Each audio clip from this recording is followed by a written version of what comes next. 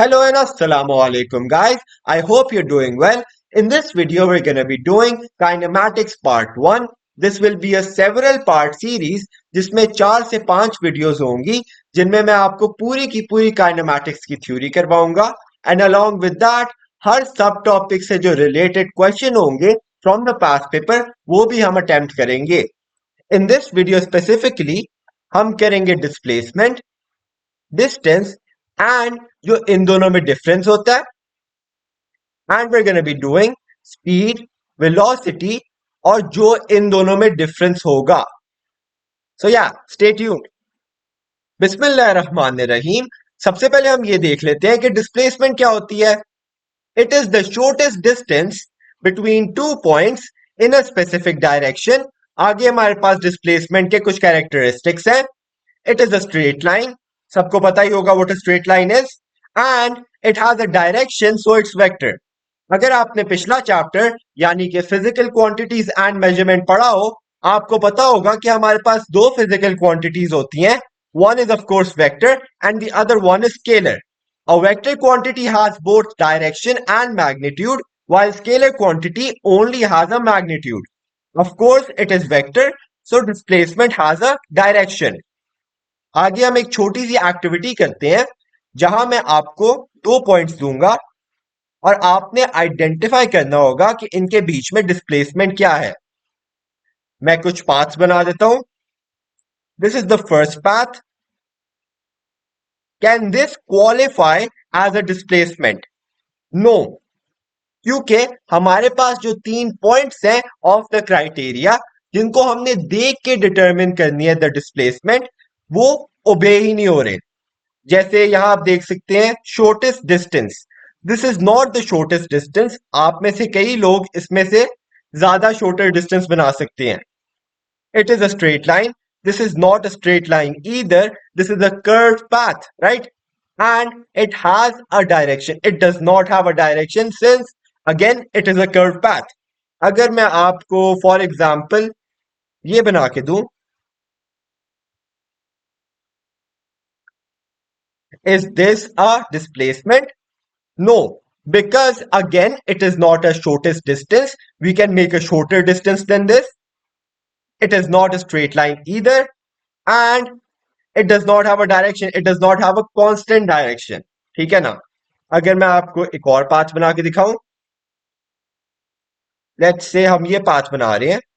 This time I am using straight lines.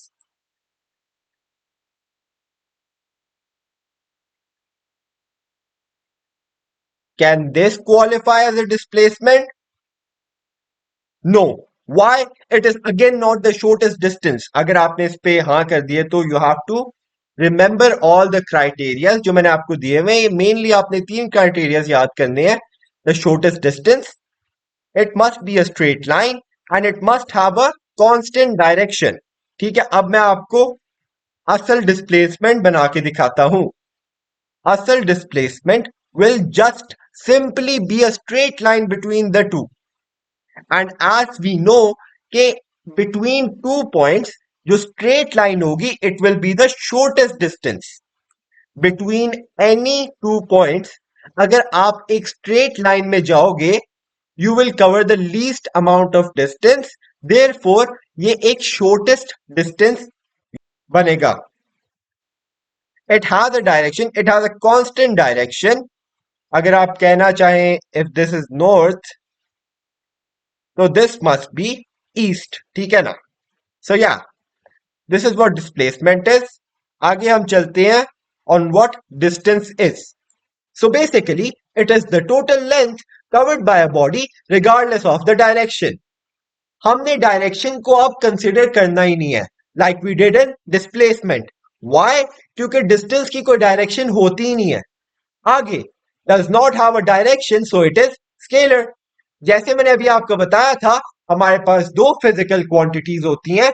One is vector, the other is scalar. Vector quantities जो होती हैं इनके पास direction भी होता है और मैग्नीट्यूड भी होता है, मच लाइक डिस्प्लेसमेंट. मैंने आपको बताया था कि डिस्प्लेसमेंट के पास डायरेक्शन भी होता है और मैग्नीट्यूड भी होता है, therefore it is a vector quantity. While on the other hand distance के पास सिर्फ मैग्नीट्यूड है, it does not have a direction, therefore it is scalar. आपने एक और चीज देखी होगी कि हमारे पास डिस्टेंस में कोई कैरेक्टरिस्टिक्स नहीं है जो डिफाइन करे व्हाट अ डिस्टेंस इज। हमारे पास कोई क्राइटेरिया नहीं है जिसको हम फॉलो कर सकते हैं। लाइक इन डिस्प्लेसमेंट, डिस्प्लेसमेंट में हमारे पास एक टोटल क्राइटेरिया बना हुआ था जिसको देख के हमने डिस्प्लेसमेंट को कंसिडर करना था। Like the shortest distance between two points, it is a straight line and it has a direction, so it's vector.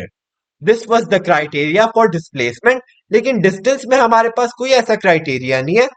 That can only mean one thing. इसका सिर्फ एक ही मतलब हो सकता है that अगर मैंने दो पॉइंट्स के बीच में एक डिस्टेंस लेना हो, it could be in any path. अगर मैं कोई भी path से इनका डिस्टेंस ले लूं, it will be valid. जैसे मैंने ये कर्व path बनाया है and let's say it is 150 meters and मैं आपसे पूछूं what is the distance between A and B that I personally covered, you would say 150 meters. अगर मैं एक और path बनाऊं, let's say पहले मैं गया हूं A से B, फिर मैं गया हूं B से C, फिर मैं गया हूं C से D. Let's say this is E, ठीक है ना, this is E not B. फिर मैं गया हूं D से E. What will be my distance from A to E? It will be the distance I traveled from the path. The total length covered by a body. मेरी body ने जितनी भी length cover की है, that will be the distance between A and E. Regardless, ठीक है ना? अगर मैंने इसमें displacement देखनी हो, displacement will simply just be a straight line between them. That is the major difference between displacement and distance. Distance के लिए आप कोई भी path ले सकते हो and it will be valid. While on the other hand, displacement के लिए आपके पास सिर्फ एक ही path होता है। मैं distance के लिए unlimited paths draw कर सकता हूं क्योंकि distance के लिए हमारे पास कोई criteria ही नहीं जिसको हम follow करें। अगर मैं कह दूं हमारे पास A से लेके E तक का डिस्प्लेसमेंट 100 मीटर्स है लेकिन डिस्टेंस 1000 मीटर्स है, it will still be valid. ठीक है ना? आगे हम आ जाते हैं the major differences between distance and displacement. इसके बाद हम इसके कुछ क्वेश्चंस कर लेंगे फ्रॉम द पास्ट पेपर। अब हम ये देख लेते हैं कि डिस्टेंस और डिस्प्लेसमेंट में डिफरेंस क्या है। इन दिस डायग्राम हमारे पास from A to B displacement ये है और डिस्टेंस ये है। पहले हम डिस्प्लेसमेंट कवर कर लेते हैं। जैसे मैंने आपको बताया था, डिस्प्लेसमेंट के लिए हमारे पास एक क्राइटेरिया है जो हमने फॉलो करना है। हमारे पास कुछ कैरेक्टरिस्टिक्स हैं। डिस्प्लेसमेंट का एक कैरेक्टरिस्टिक है that it must be a straight line. क्या ये हमारा क्राइटेरिया पूरा कर रहा है? It is. It must have a constant direction.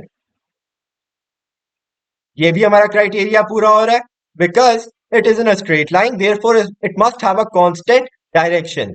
And third था it must be the shortest path between the two points. And as we know, किसी भी दो पॉइंट्स के बीच में the straight line is the shortest path. So yeah हमारी ये displacement correct है।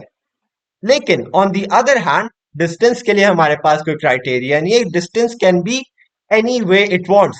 अगर हमें ये बोलते कि from A to B is this a valid distance, yes it is. इन्होंने हमें ये सर्कुलर पाथ दिया हुआ है ना, कर्व पाथ दिया हुआ है which is the right distance. ठीक है ना? सो या अब मैं आपको एक और चीज बता देता हूं। लेट्स से मेरे पास पॉइंट ए है और पॉइंट ए से मैं राइट गया हूं, फिर मैं ऊपर गया हूं, फिर मैं लेफ्ट गया हूं, and then I come back to point A. All of these are 2 meters. 2 meters here, 2 meters here, 2 meters here, and then 2 meters here. Now I want you to tell the displacement and the distance. What is the displacement and what is the distance? Distance मैंने आपको बताया था कि it is the path which is covered between the points. ठीक है ना? जैसे आप यहाँ देख सकते हैं जो पाथ हमने कवर किया है, पहले हम गए हैं 2 meters to the right, then 2 meters up, then 2 meters to the left, and then 2 meters down. What is the distance? Distance will be the sum of all these lengths. 2 plus 2 plus 2 plus 2. It is 8 meters.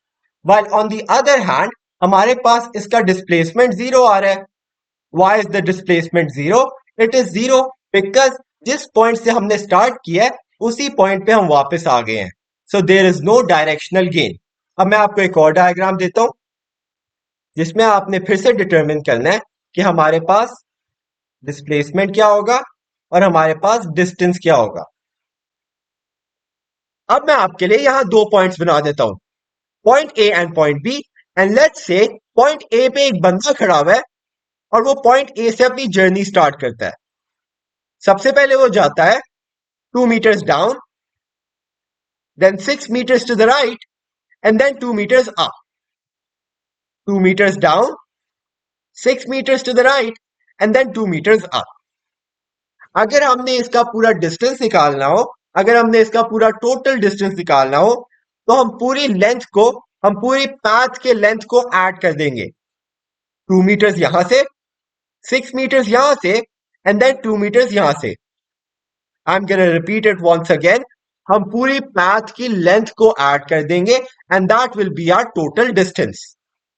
So basically हमने 2 में 6 add करना है and then 2 फिर से add करना है because that is the total length and that's gonna be 10 meters.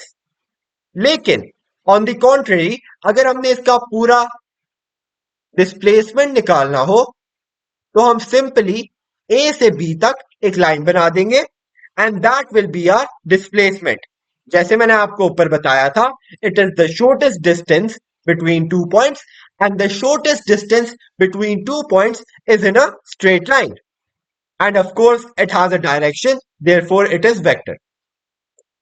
So the straight line between A and B is going to be the displacement and it is 6 meters.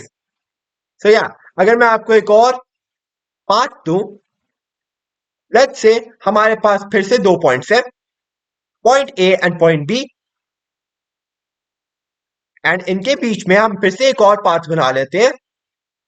पहले हम गए हैं 3 meters down, then 8 meters to the right, and then 3 meters up, and then let's say 6 meters to the left.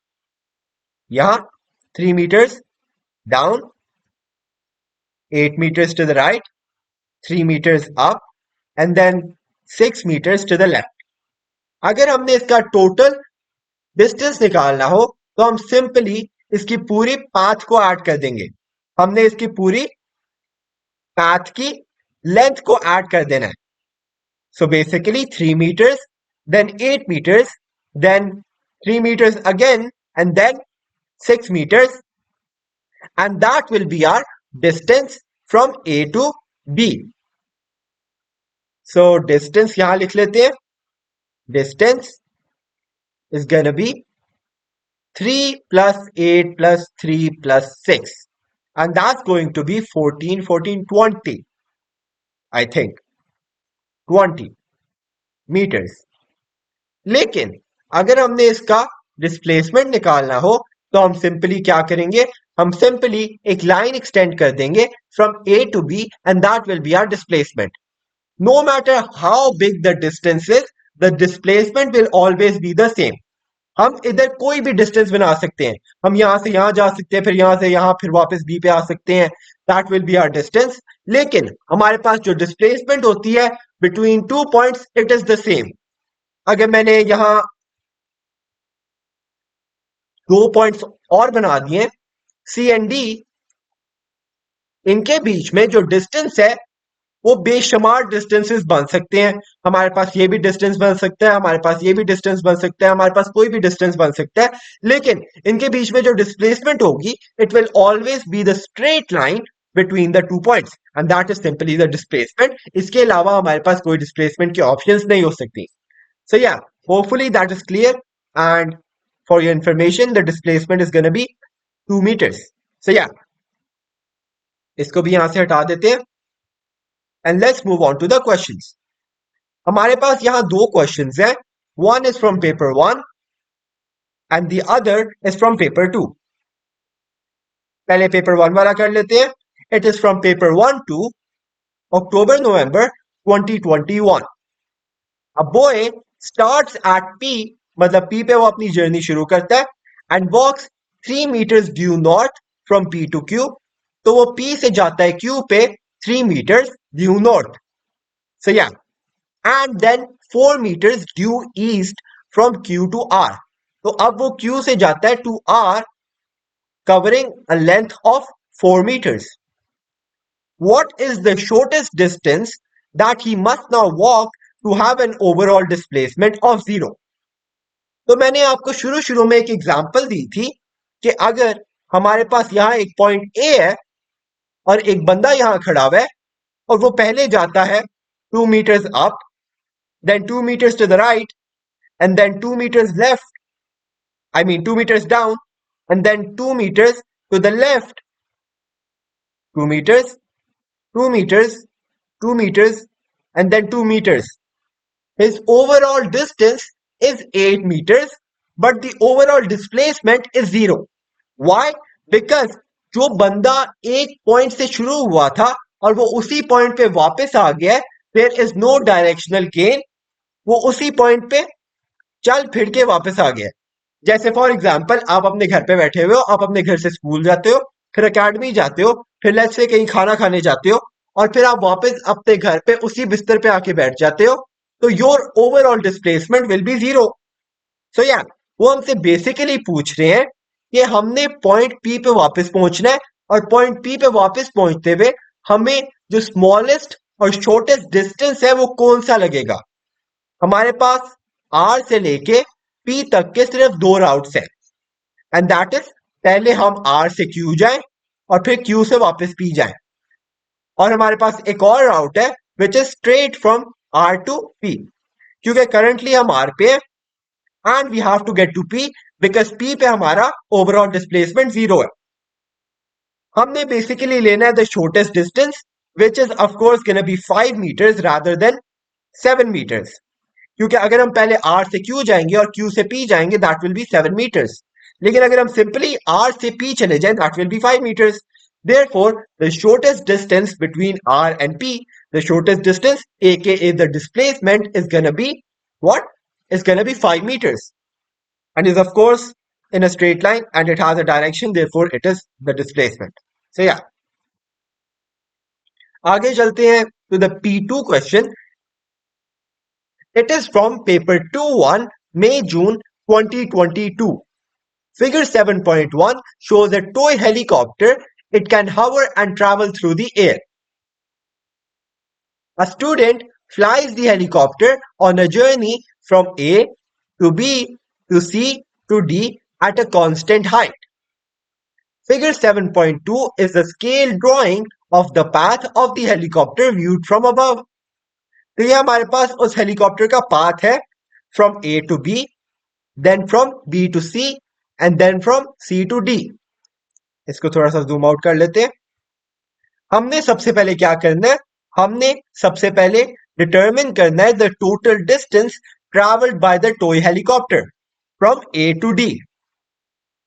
ये आपसे बहुत आराम से हो जाना चाहिए considering how many examples we did. I'll give you 3 seconds. 1, 2, 3, and now I'm gonna solve it myself. मैंने आपको क्या बताया था कि जो टोटल डिस्टेंस होता है it is the total length of the path that the toy helicopter has travelled. तो पहले हम 10 meters को ऐड करेंगे with 35 and then 40 meters, and that will be the total path which is traveled by the toy helicopter, which is 85 meters. Very simple. 85 meters is the answer. अच्छा, using 7.2 इसको छोड़ दें. Determine the size of the displacement of point D from point A showing your working. सबसे पहले हम क्या करेंगे, point A से D तक एक लाइन बना लेंगे because that is the displacement. Point A से एक सीधी लाइन बना देंगे till point D and that will be our displacement.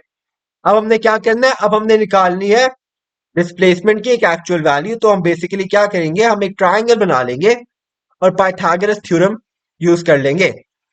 तो ये अगर हमारे पास साइड 35 है तो ये वाली साइड भी हमारे पास 35 होनी चाहिए, 35 मीटर्स। अगर ये हमारे पास 10 है और ये 40 है, so this whole part should be 30 metres.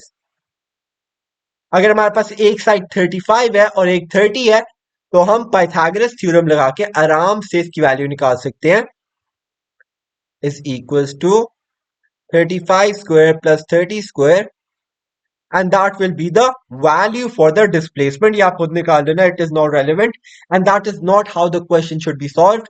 ये मैंने आपको अपने past paper the topical past paper वाले सेक्शन में करवाए हुए हैं।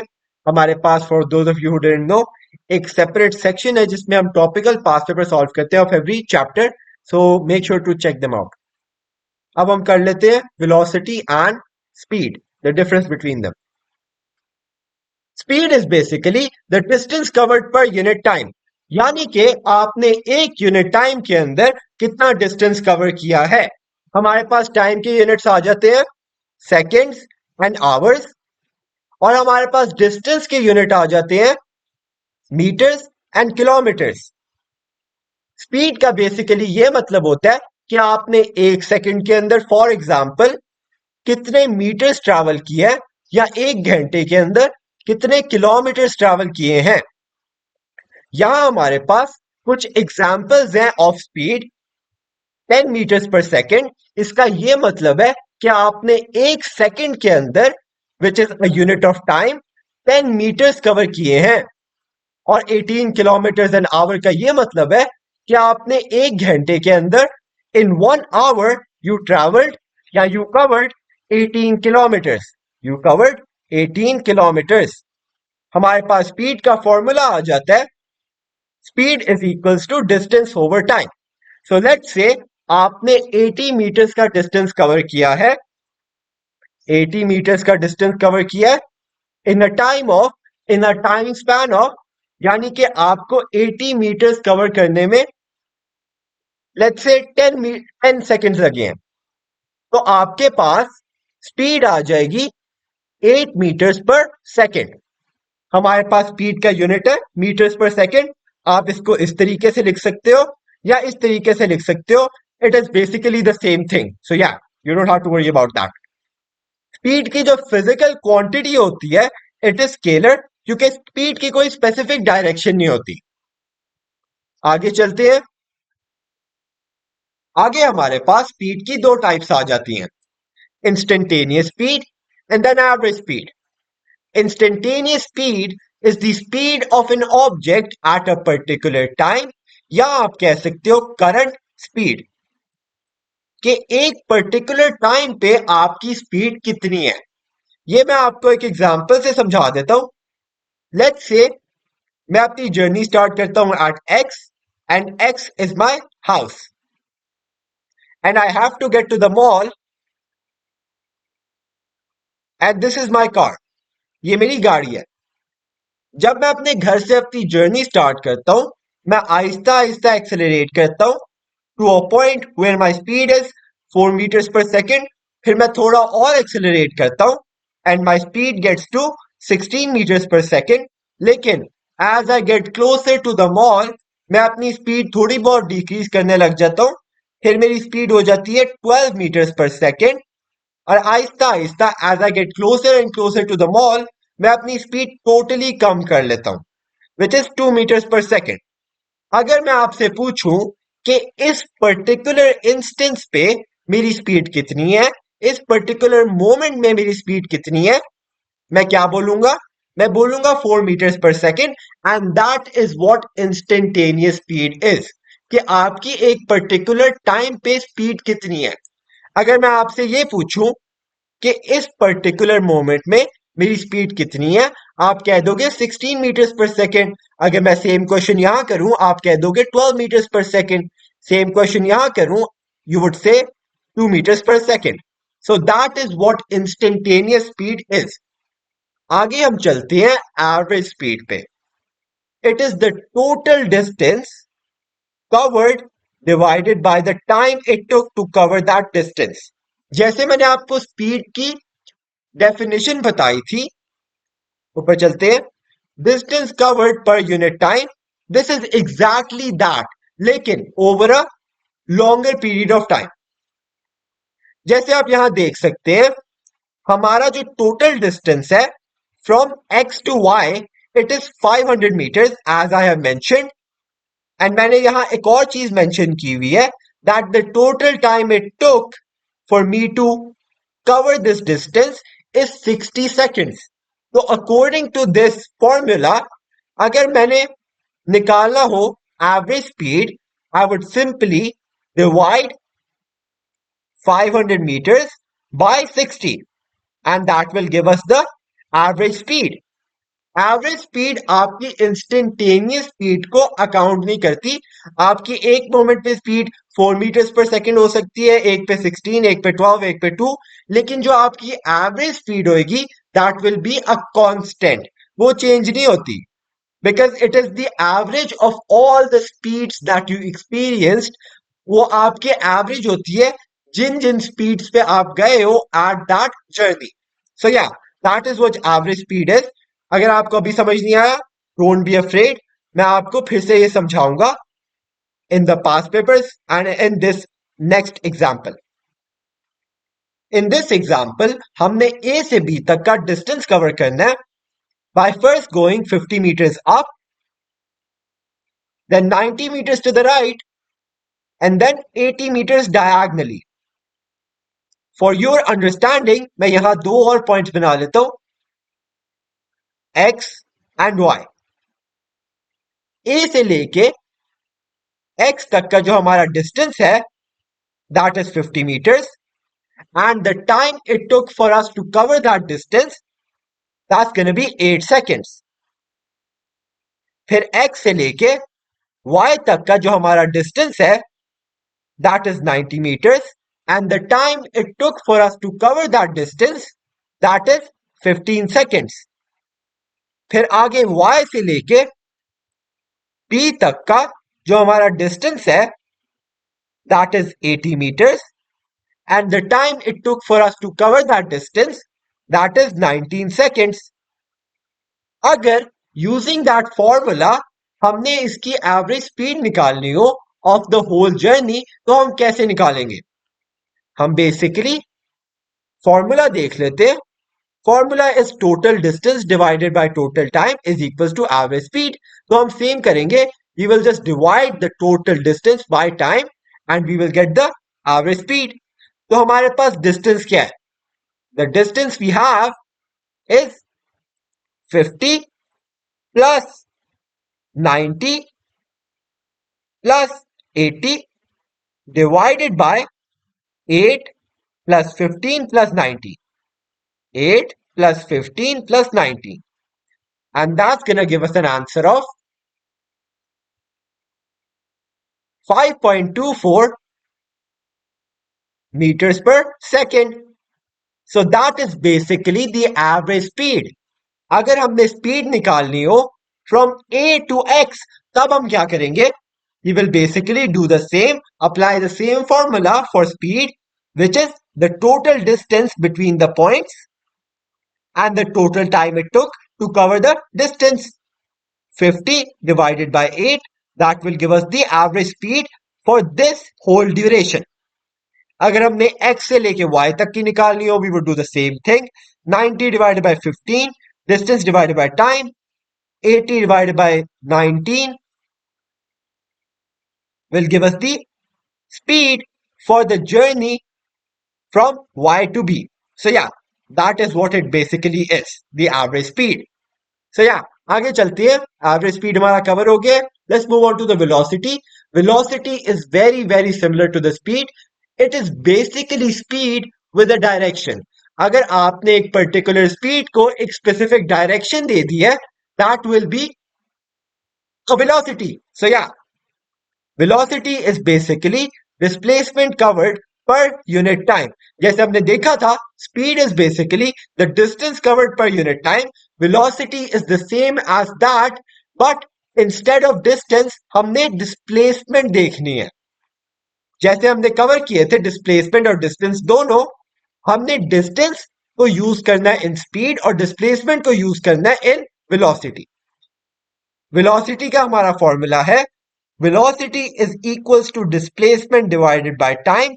अगर हमने टोटल ऑफ 50 मीटर्स का डिस्प्लेसमेंट कवर किया है in the time of 5 seconds, that will give us a velocity of 10 meters per second. Velocity का जो यूनिट है it is the same as speed. As I mention it is basically speed with a direction. अगर आप speed को एक direction दे दो that will give us a velocity. Important, velocity is a vector quantity. जैसे मैंने आपको बताया था हमारे पास दो फिजिकल क्वांटिटीज होती है, वेक्टर एंड स्केलर। जो हमारी स्पीड थी it was a scalar quantity, velocity is a vector quantity since it has a direction. अब हम वापस एग्जांपल पे आ जाते हैं जो हमने अभी सॉल्व किया है from A to B. A से लेके बी तक की हमारी जो डिस्प्लेसमेंट है what is it, what is the displacement between A and B? That is gonna be a straight line extended from A all the way up to B, which is 140 meters. अगर हमने इसकी average velocity निकालनी हो from A to B हम क्या करेंगे? हम basically total distance ले लेंगे विच इज 140 meters। हम टोटल टाइम ले लेंगे which is 8 plus 15 plus 19, 8 plus 15 plus 19, and that will give us the total velocity. तो हम क्या करते हैं, सबसे पहले पूरा डिस्प्लेसमेंट ले लेते हैं, उसको डिवाइड कर देते हैं bye 42 and that is gonna give us a answer of 3.333. So yeah, that's what our average velocity is over the course of A to B. आगे हमारे पास छोटे से एक पास पेपर क्वेश्चन आ सकता है। जैसे मैंने आपको दिखाया था we cover the same past paper question, लेकिन इस पास पेपर क्वेश्चन के जो पार्ट्स है रिलेटेड टू वेलोसिटी वो हम इस सेगमेंट में कवर करेंगे। It is from paper 2-1 May June 2022. Figure 7.1 shows a toy helicopter. It can hover and travel through the air. A student flies the toy helicopter on a journey from A to B to C to D at a constant height. Figure 7.2 is a scale drawing of the path of the helicopter viewed from above. नीचे आ जाते हैं। Determine the total distance traveled by the helicopter. Total distance हमने ऊपर निकाला था, if I'm not wrong, 85 meters. 85 meters is the total distance. आगे हमारे पास आ जाता है पार्ट टू। पार्ट टू में वो हमें बताते हैं the toy helicopter makes the journey in 40 seconds। मतलब जो टोटल टाइम लगा है for the helicopter to go from A to B, then from B to C and then from C to D, that is 40 seconds, the total time. So we have to calculate the average speed during the journey. Average speed का formula था total distance divided by total time. हम क्या करेंगे, total distance ले लेंगे जो हमने ऊपर कैलकुलेट किया था which is 85 divided by total time which is 40, and that will give us a value of 2.1 something. Let me check. 85 divided by 40 is 2.125. So yeah, that is what the average speed is all over the path. Meters per second. State what is meant by velocity. Velocity का क्या मतलब होता है? Velocity is basically displacement covered per unit time.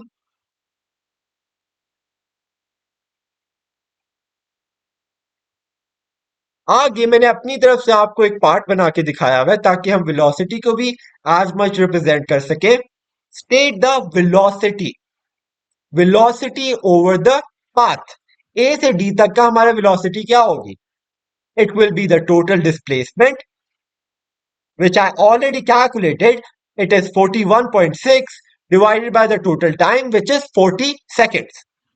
So 41.6 divided by 40 seconds will give us a value of the average velocity. And that is, I think, 1.04. Let me calculate. 41.6 divided by 40 is 1.04 meters per second. So yeah, that is what the average velocity is, and that is what the average speed is. अगर आपसे अभी भी past paper questions नहीं solve हो रहे, you can go to my topical past papers, जिनमें मैंने topically past paper सारे सॉल्व किए हुए हैं, and you can look up the speed and velocity related questions. I am pretty sure आपको डिस्प्लेसमेंट और डिस्टेंस तो 110% कवर हो गया होगा. स्पीड और डिस्टेंस, आई मीन डिस्प्लेसमेंट और डिस्टेंस की ही आगे एक्सटेंशन आती है इन स्पीड एंड वेलोसिटी. तो अगर आपको अच्छे तरीके से स्पीड और वेलोसिटी करनी है, you first have to do distance and displacement in order to correctly do speed and velocity. अगर आपको अभी भी नहीं आया तो you can go and check out my topically solved past papers जो मैंने सॉल्व किए हुए हैं ऑन माय यूट्यूब चैनल. मैंने स्पेसिफिक प्लेलिस्ट बनाई हुई है, you can go check them out. And that is basically it for the chapter, the सब topic, not the chapter, not the whole chapter. आगे तो उसकी चैप्टर की 3-4 और वीडियोस आनी है, लेकिन that is basically it for the whole sub topic. अगर आपने एंजॉय किया, मेक श्योर टू लाइक. अगर आपने कुछ इससे हेल्पफुल जाना है that you didn't already know, make sure to like and subscribe for future content. Thank you for watching. Take care and Allah Hafiz.